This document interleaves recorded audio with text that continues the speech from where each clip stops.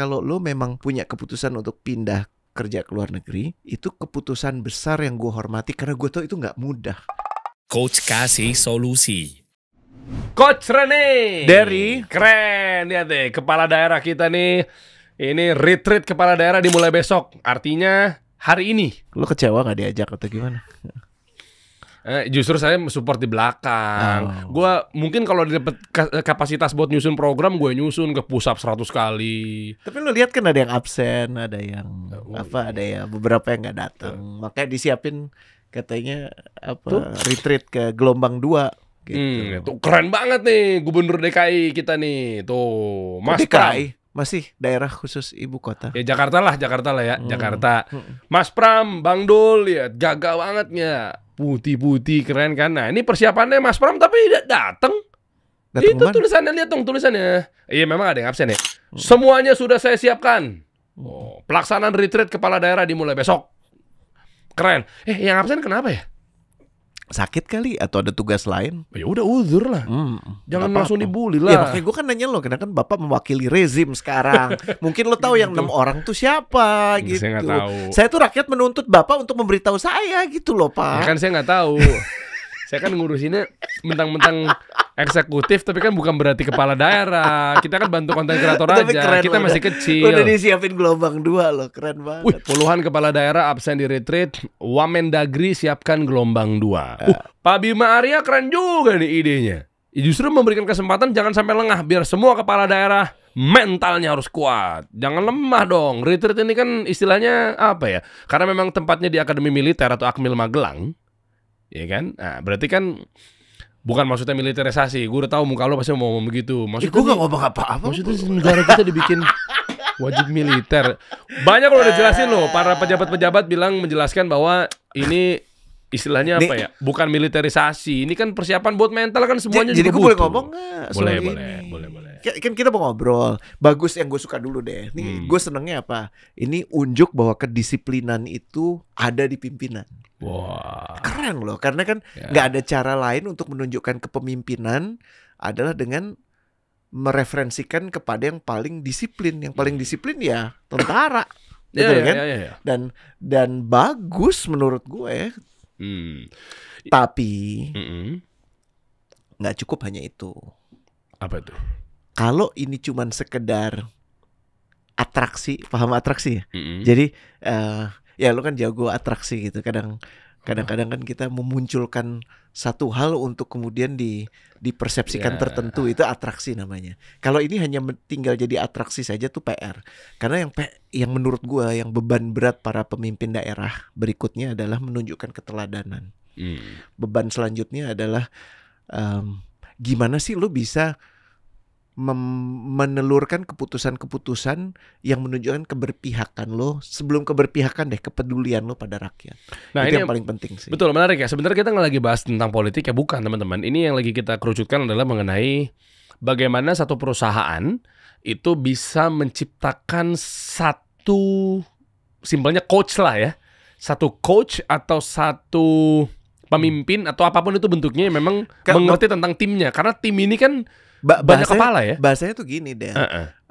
Leader itu dari pengalaman gue yang efektif itu punya kapasitas untuk mengambil peran sebagai coach buat timnya. Jadi lo memang leader, tapi saat lo dibutuhkan, lo bisa juga jadi coach buat tim lo. Karena kan gini, kalau bicara soal leadership secara formal yang diomongin tuh jangan-jangan cuman sekedar keputusan. Yang diomongin cuma sekedar gue udah nyuruh lo loh. Berapa banyak ya, nih gue tanya sama lo semua yang pernah punya bos di luar sana, antara yang disuruh bos lo dengan yang dipahami itu bagaimana, itu dua hal yang berbeda. Jadi antara yang disampaikan dengan yang dipahami itu dua hal yang berbeda loh. Leader yang bagus, dia nggak cuma ngomong, dia nggak cuma mengatakan gue udah bilang kan sama lo, kenapa lo nggak ngikutin apa yang gue bilang? Lah pertanyaannya, yang lo bilang itu sudah dipahami belum? Gimana lo bisa mengetahui itu sudah dipahami atau tidak? Kalau anak buah lo aja untuk ngomong sama lo aja nggak berani untuk ngecek, bapak maksudnya waktu ngomong gini itu bukan, atau ada yang lain? Karena tangkapan orang kan beda-beda.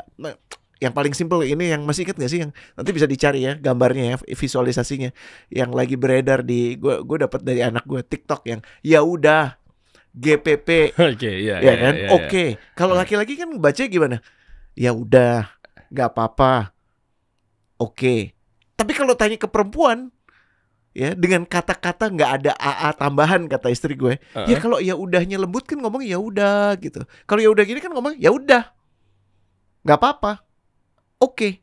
Paham ya? Pesan informasinya sama, 3 kata itu sama, tapi dibaca oleh laki-laki beda, perempuan beda. Lah gimana sekarang kita bisa memastikan apa yang dimaksudkan dalam alam pikir kita itu sesuai dengan yang dipahami oleh alam pikir tim kita. Nah itu peran coach. Oh, gue ngerti nih. Nah, kalau di sini, kalau gue kembalikan lagi ke sini, ini secara atraksi bagus. Retreat. Atraksi ini kan atraksi. Yeah. Atraksi bahwa lihat nih rakyat, ya kan? Pemerintah itu memastikan siapapun yang jadi kepala daerah lo mengikuti satu proses supaya mereka disiplin. Iya, aspek itunya terdeliver, dapet.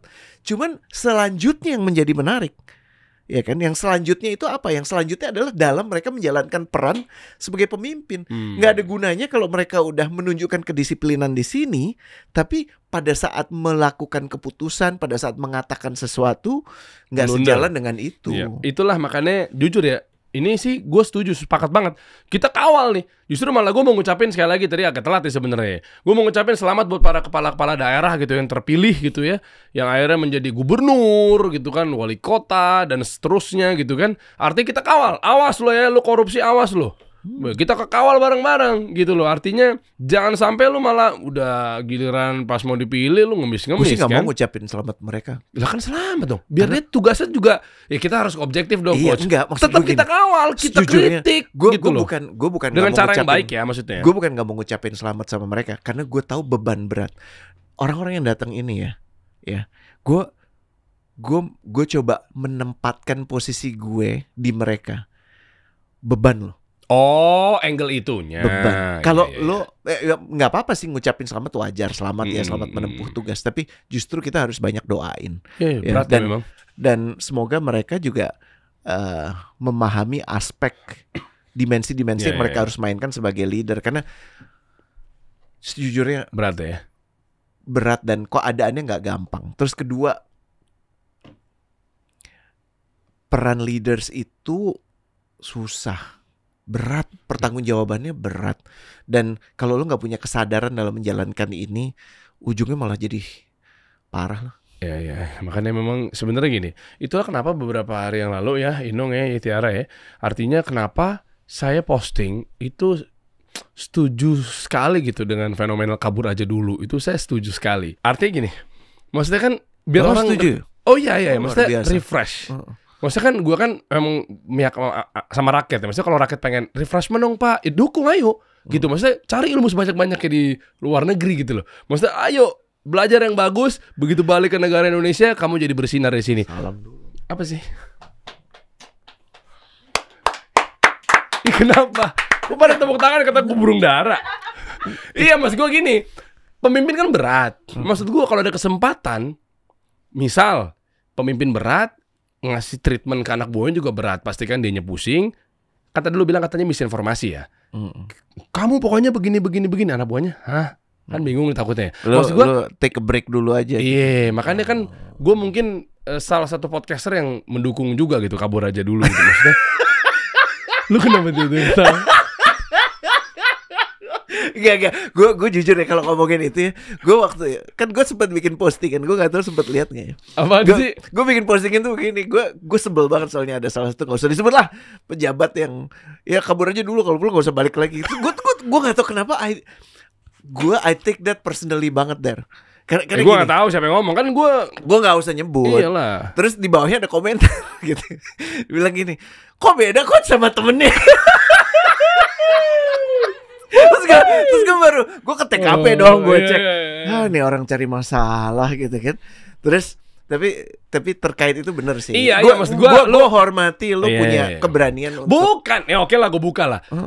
Betul, di lain momen gue statement mengenai kabur aja dulu ngapain. Nah, tapi konteksnya lagi gue pakai itu adalah terkait ekonomi makro. That's it, ekonomi. Duit yang berputar, daya belinya. Ini gue akuin ya. Makanya waktu itu statement, makanya jadi potong-potongnya lu nontonnya jangan yang langsung dipotong dong, versi lengkapnya dong. Karena di TV One udah jelas gue statement live di situ. Nah, maksud gue yang gue ambil tuh adalah yang nonton TV sih, gue nonton di YouTube. Iya, makanya itu gue bilang bahwa kasih solusi. Ya siap. Nah gue bilang konteks ini ya catat ya, ini yang untuk ekonomi. Ya lu keluar kabur aja dulu. Untuk konteks yang itunya ya, yang lagi gue bahas adalah persiapan lo udah gimana?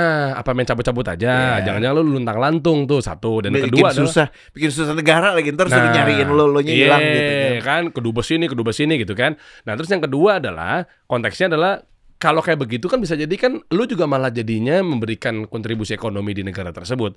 Titik. Udah itu yang lagi gue bahas mengenai perputaran uangnya. Komennya nyasarnya kepada, tapi bang berarti lu gak setuju dong sama TKI. Kenapa jadi TKI? TKI kan pahlawan devisa. Gue gak lagi bahas tentang karirnya, skillnya, gak lagi bahas itunya. Nah makanya statement gue barusan, gue bilang gue setuju kabur aja dulu. Tegas kalau memang lo mau kabur aja dulu kan itu hak lo juga. Silakan. Kalau untuk asal skill lo lo belajar, iya lo mau kuliah, lo mau nyontek skill yang ada di Silicon Valley, gue setuju. Makanya kan nama tengah gue kan Dery Kabur Aja Dulu Azhari. Tolong lah, bersihin nama gue lah. Itu minum. Minum. Ini acara apa sih? Orang tua tuh butuh yang anget-anget, jahe men. Astagfirullah. Di luar negeri tuh mahal tau nggak? Makanya gue bilang kalau buat lo yang mau kabur aja dulu, ini gue ngambil peran lo nih. Lo bakal kangen sama yang satu ini, namanya wedang jahe men. Gila ya, lu membatasi kreativitas orang pengen belajar di luar negeri lo ya. Lo tau gak sih Dar, gue ada 3 kali dalam hidup gue hampir relokasi ke luar negeri. Ngapain?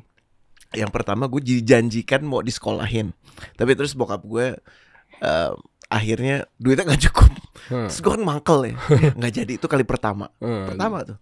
Terus kedua, akhirnya gue berangkat, tapi tadinya rencananya untuk sekolah perbankan di Belgia.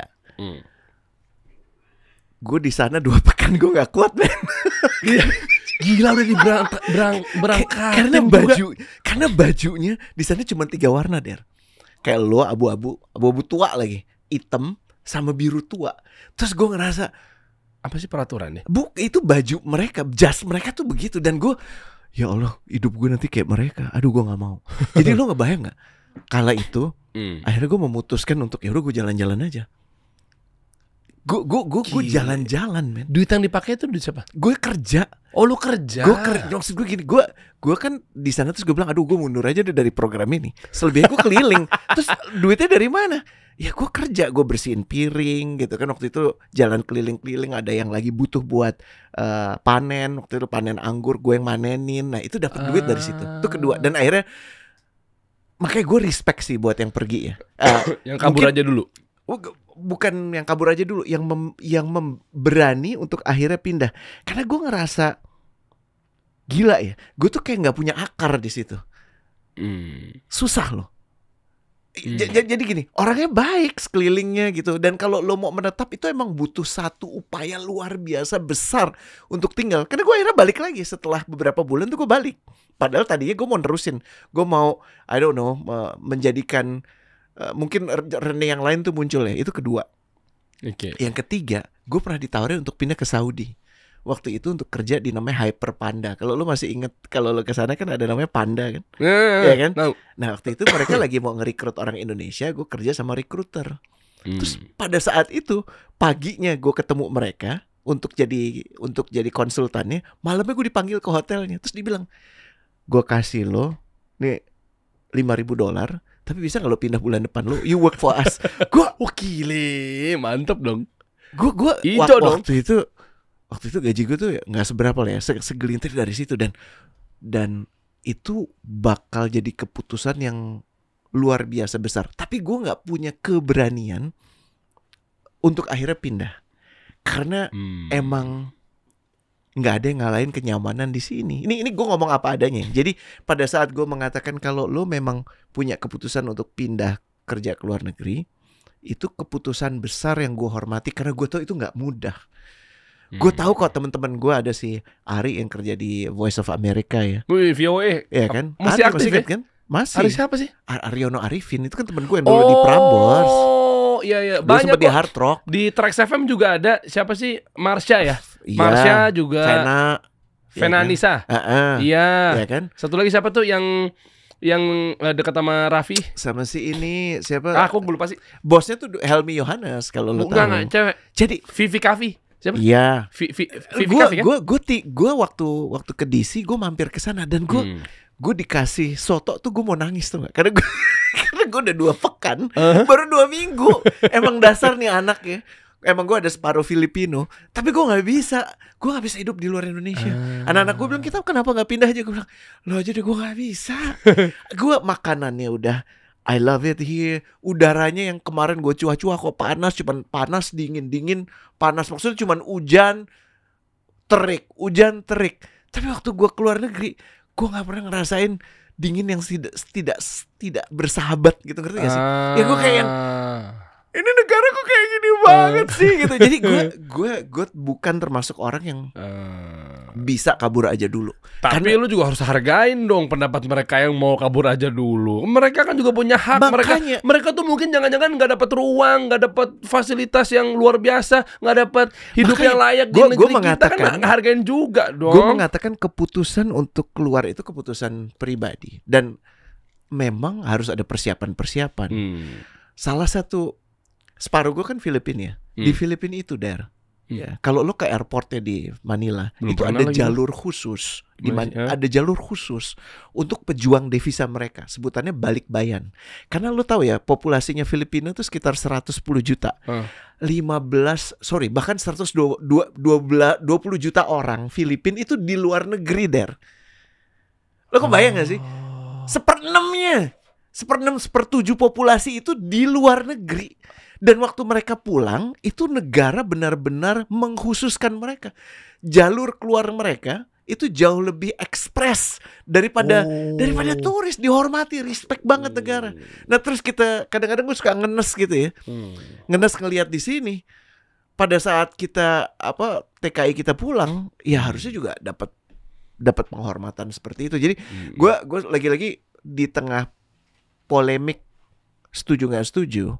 Menurut gue itu hak pribadi. Dan gue termasuk orang yang respect orang yang memilih untuk pindah. Itu sih. Mungkin gini kali Coach ya. Ini kita langsung kerucutkan topiknya mengenai dalam negeri dan perusahaan yang sudah berdiri di tempat kita tercinta di negeri ini. Dan teman-teman juga pastikan juga NKRI. Bukan berarti yang kabur aja dulu itu nggak NKRI ya. Tapi maksudnya kan udah memang banyak keluarganya di sini. Ya, nah gini aja kita kerucutkannya gini. Gimana caranya dia bisa bekerja dengan baik di perusahaan kita di negeri kita tercinta biar ekonomi kita bantu di negara ini. Itu kan berarti kan harus ada yang bimbing tuh. Kan ada dua, lu mesti ngerti ya. Ada push factor, ada pull factor. Oke. Daya tarik luar negeri itu namanya pull factor. Oke. Gajinya lebih tinggi, tapi jangan lupa hidup lu juga lebih challenging, pengeluaran lebih besar walaupun memang yang di save lebih banyak. Ya kan? Okay. Tapi memang pengeluaran tuh lebih banyak. Gitu. Dan lu harus ingat itu. Dan distance itu juga pengaruh. Di samping kualitas dari organisasi-organisasi di tempat-tempat yang dituju itu, maaf dengan segala hormat, lebih baik. Makanya tugas kita adalah menjadikan tempat ini juga sebaik itu. Gimana kok kayak negara kota kayak Singapura bisa jadi magnet coba. Iya kan? Berarti ada sesuatu yang memang advance di situ. Dan salah satu caranya, ya gue sepakat sama lo, kita harus bantu memperkuat leadership di organisasi-organisasi kita. Apalagi kalau misalnya lo bisa mempengaruhi government sector. Udah nggak ada zamannya lagi nih. Pokoknya kata gue lo harus jalanin. Nggak bisa. Mesti ada coaching skill dari yang namanya leader itu. Gue nangkep nih. Berarti ingat nggak waktu obrolan kita pekan lalu? Ya kan, ini kalau teman-teman misalnya belum tahu, coba nonton deh di episode kita yang sebelumnya ya. Karena kita insya Allah tayang setiap hari Minggu ya, Coach Kasih Solusi bersama Coach Rene. Gini, ternyata harus ada coaching skill, ternyata harus ada kultur yang dibentuk, ternyata harus ada message yang disampaikan, tapi mungkin dia butuh ilmu retorika, dia butuh ilmu public speaking, misal gitu ya. Sama mungkin ilmu-ilmu yang nggak pernah dijalanin sebelumnya, karena dia pun juga kena tradisi senioritas yang target transaksional semata. Ya kan? Ya taunya begini caranya nge-treat bawahan gitu loh. Ya kan ini leader yang dimaksud mungkin GM ke bawah kali ya. BOD. Semua lini leadership itu ya semua tentunya dicontohkan oleh yang nomor 1, terus dia turun ke bawah gitu. Terus yang lo maksud adalah one team, one coach. Any kinds of team, karena tim itu kan peruntukannya bisa, tim itu adalah organisasi itu, tapi ada tim itu project, tapi ada tim itu juga divisional. Tim itu jadi kesepakatan bahwa kita ngerjain sesuatu bareng nih. Gitu. Kita pernah bahas waktu itu team of teams kan, bagaimana orang bisa dengan mudah bergeser dari satu tim ke tim lain. Nah itu udah advance banget. Kalau kita gampangnya gini deh, satu tim itu adalah temen lo kerja, jadi satu geng kerja lo itu, dan harus ada orang yang bisa memerankan fungsi coach di situ. Nah sebaik-baiknya adalah leadernya, tapi kalau leadernya emang belum, ya salah satu dari lo, daripada lo tunjuk bos gue nggak mau coach, ya udah lu ngambil peran itu. Caranya gimana dia jadi coach? Perjalanan panjang, tapi yang paling pasti ada stagingnya. Tahu stagingnya? Kan kita ada pentahapan, ada anak tangganya. Menjadi coach tuh katakanlah ujungnya itu masalah validasi dari sekitar dan jam terbang. Cuman prosesnya adalah satu, lo tuh mesti clear tentang diri lo dulu. Lo nggak akan bisa efektif bantu orang kalau dengan diri lo sendiri masih belum puguh. Iya kan? Lo masih minta diakui. Setiap kali lo nanya, terus ntar lo lebih banyak cerita tentang lo. Jadi boleh nggak cerita problem lo? Oh gini. Oh saya jadi ingat waktu saya gini. Tunggu, lo tuh mau bantuin gue atau lo mau jualan ke gue gitu kan? Kebanyakan orang masih belum selesai dengan dirinya. Makanya salah satu skill yang paling crucial untuk menjadi coach yang efektif, gue menggunakan kata coach itu secara serampangan ya. Jadi coach/mentor lah. Siapapun yang punya peran untuk membantu orang lain. Ya, bukan coach yang sertifikasi yang formal gitu. Ntar ditanya lo sertifikasinya dari mana? Gue nggak masuk ke sana. Gue cuma bicara soal orang yang peduli menjadikan bangsa ini akan melahirkan pemimpin-pemimpin masa depan yang lebih baik. Yang lebih peduli, yang lebih kompeten, yang lebih mendengar, yang lebih kolaboratif dan semuanya deh. Nah, basisnya itu tadi, staging pertamanya adalah lo clear dengan diri lo, paham ya? Staging kedua, lo ngerti tim lo. Jadi energi lo udah nggak lo habiskan untuk mimi. Tapi lo akan ngeliat, oh dia begini. Lo nggak cuma ngeliat perilakunya, tapi kenapa?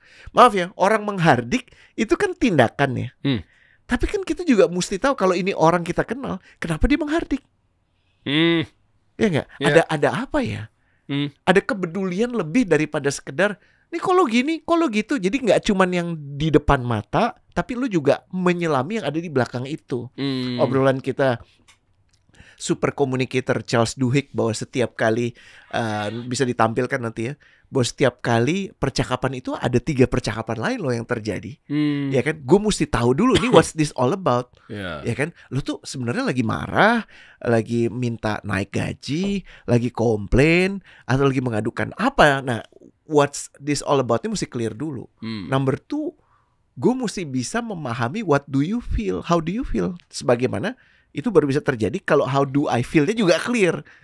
Kalau kita sama-sama normal kan bisa ngomong, tapi kalau lo lagi kalut, lo lagi sibuk kan nggak bisa. Nggak ketemu tuh. Dan yang terakhir, gue tuh siapa? Gue tuh dari mana? Trauma masa lalu gue apa? Jadi emang staging kedua tuh udah kita butuh melatih calon coach dan mentor ini setelah tuntas dengan dirinya bisa punya persepsi yang lebih luas sekaligus juga mendalam tentang orang-orang di sekitarnya. Jadi dia tahu nih. Sekarang intuitif lu juga tahu sih. Kalau lu mau ngomong sama Derry, si Tiara cari waktunya kapan sih? Iya kan?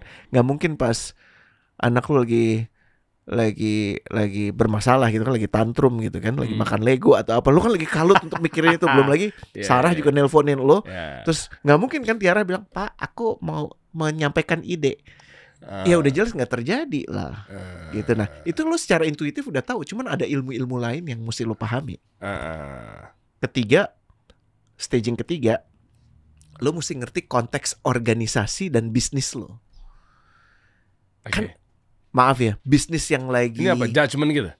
Bukan cuma judgement, tapi lo mesti ngerti konstelasi di mana lo berada di dalam organisasi. Gue kasih contoh.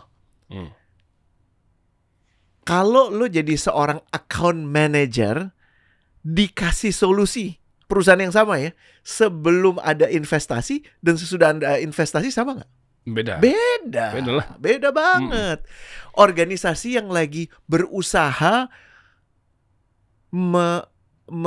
memastikan bahwa bottom line-nya hijau, sama organisasi yang emang udah hijau mulu, sekarang mesti mikirin cara lain untuk menemukan lini bisnis baru. Beda nggak? Ya, itu apalagi? Beda juga lah. Jadi lo nggak cuman ngejalanin apa yang disuruh atasan lo ikut berpikir seperti atasan lo. Kita lagi di mana sih, Pak? Gitu. Gila, berarti sepenting itu coach di dalam satu tim ya? Makanya gue respect sama bapak-bapak ini. Karena yang dikelola itu kota, yang dikelola itu wilayah. Lo kebayang gak sih yang namanya satu perusahaan aja? Ya, satu perusahaan aja 5 orang ada 5 pemikiran. Ini satu kota ada berapa juta orang?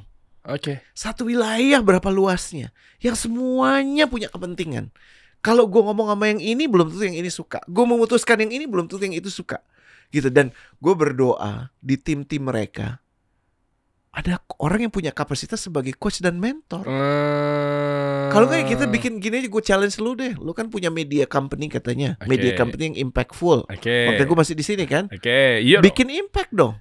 Do something. Ada nggak yang bisa lo pikirin untuk gimana kita membantu organisasi-organisasi itu, baik PNS, baik korporasi, baik BUMN, BUMD, perusahaan swasta, perusahaan multinasional, kita bisa bantu gimana deh? Ini aja deh.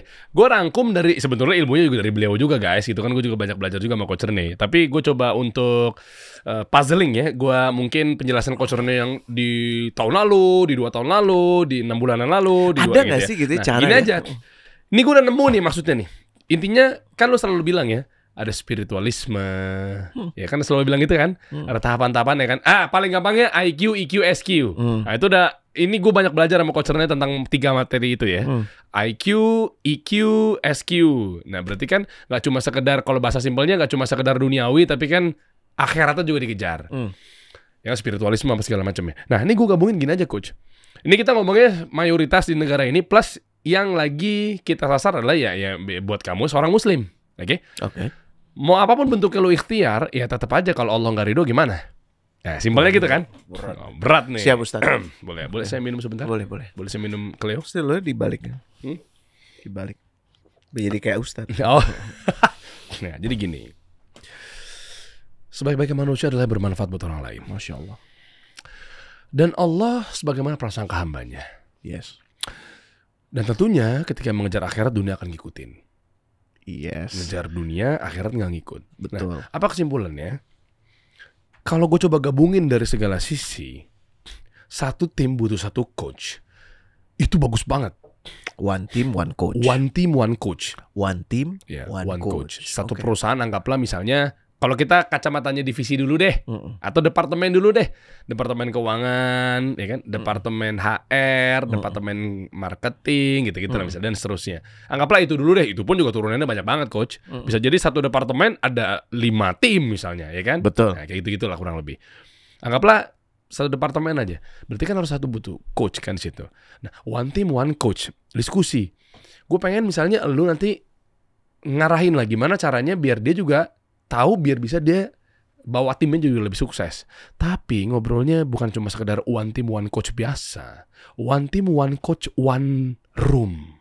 One room? One room. Satu ruangan. Ya emang biasanya tim kan di satu room. Iya. Ini room apa maksudnya? Room kamar. Kamar isinya kalau kuat itu 4 orang. Langsung kita diskusinya di Mekah dan Madinah.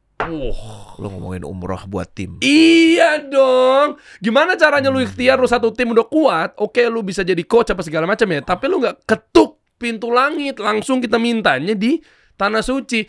One team, one coach, one room misalnya. Udah, anggaplah gini deh. Tapi maaf ya teman-teman ya, karena memang ini Coach Rene kan juga sendirian. Di sini kan saya menyederhanakan misalnya hal yang sulit apa segala macamnya, makanya saya menjadi host gitu misalnya di program One Team One Coach ini kan, akhirnya jadi tambahannya One Room. Lo ngajakin jalan-jalan nih. Gue ngajakin jalan-jalan. Kan tadi kan kita bukan dengan retreat, bukan dengan kabur aja dulu, bukan dengan kita refresh gitu kan, bukan dengan kita apa ya, diskusi biar ya, makanya ada istilah outing. Iya. Ya kan, ada istilahnya kita. Masya Allah. Ya kan Ini keren bisa kan? jadi jawaban. Nah, maksud gue adalah sekalian aja total.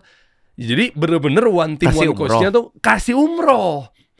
Tapi karena coach Rene kan ya anggaplah misalnya sendirian, ya kan, bareng sama gue. Kita eksklusifin dan kita batasin aja 20 perusahaan aja. Nah, anggaplah kalau satu perusahaan satu room yang kuat, kan jadi murah tuh umrohnya. Ambil paket yang kuat. Bisa tuh. Lo bisa kan, kalau kita misalnya sendirian kan pasti gabung sama orang lain yang gak kita kenal kan sebelumnya kan.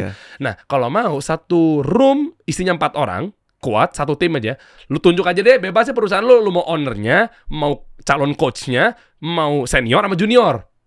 Kan sehat tuh. Atau mungkin kalau ownernya nggak bisa, tunjuk aja satu yang potensi mau dijadikan coach misalnya, ya kan? Atau mungkin direkturnya apa segala macamnya. Nah, maksud gua satu kamar kan sambil umroh gitu. Sambil umroh, gua ngajak lu deh gimana? Bulan Juli yang habis pada haji kan, karena kan rindu nih.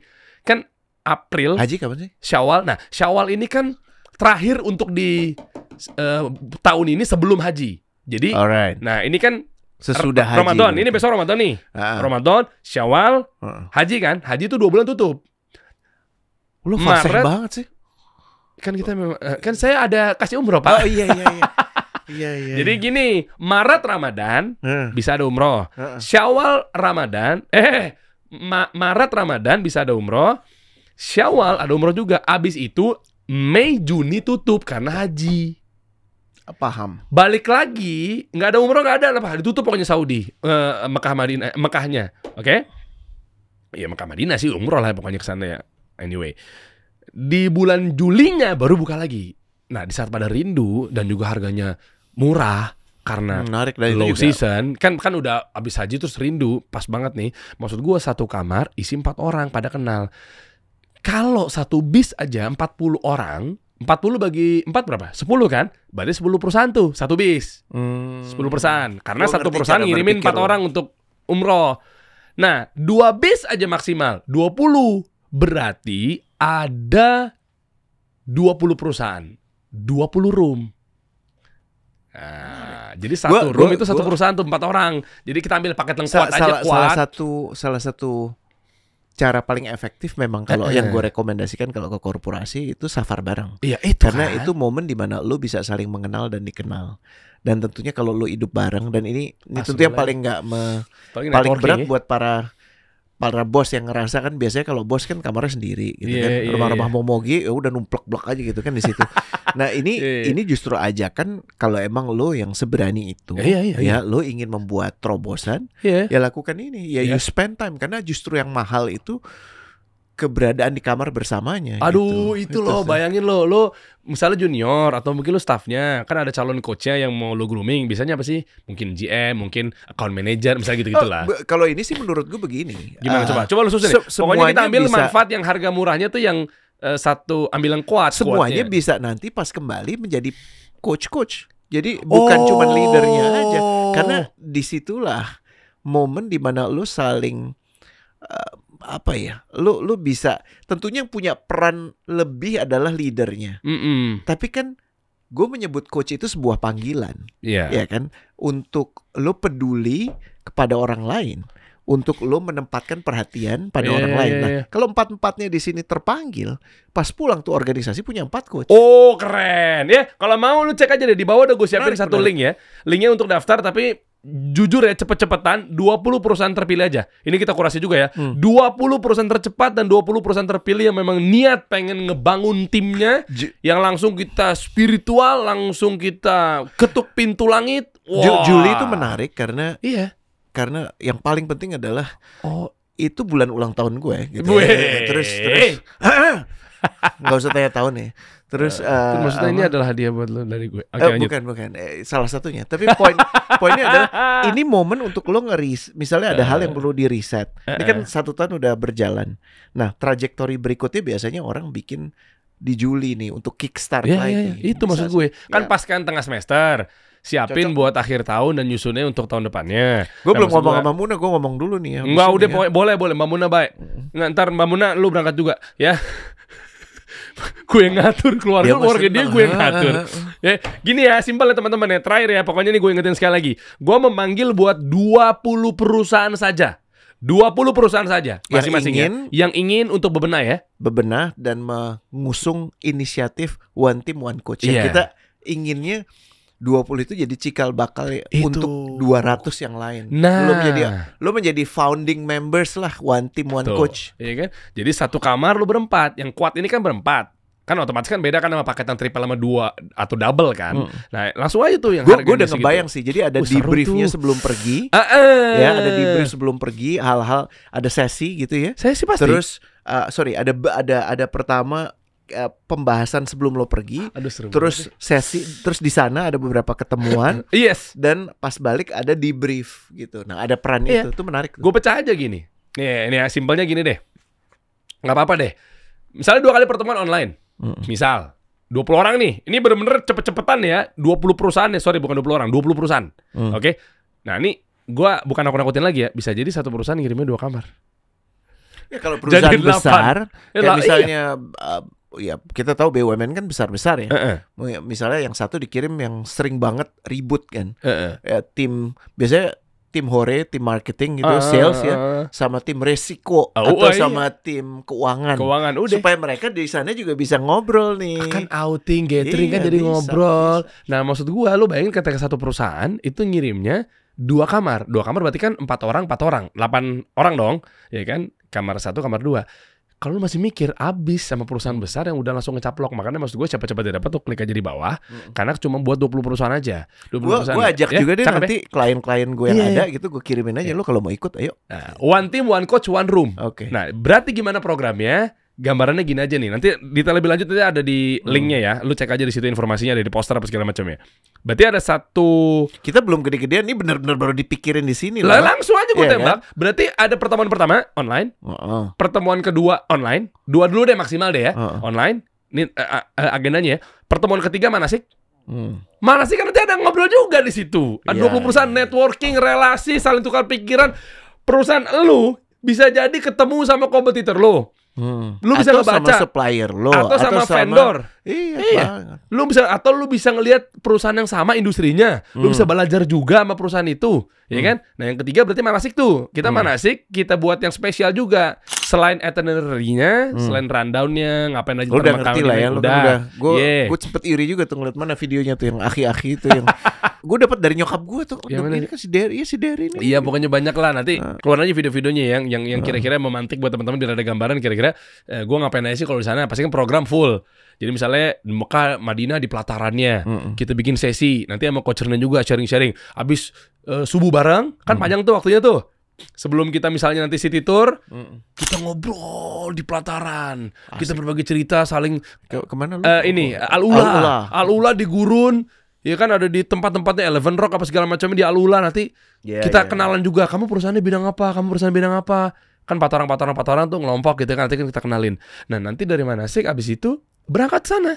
Nanti programnya seru kan? Ya, bismillah ya.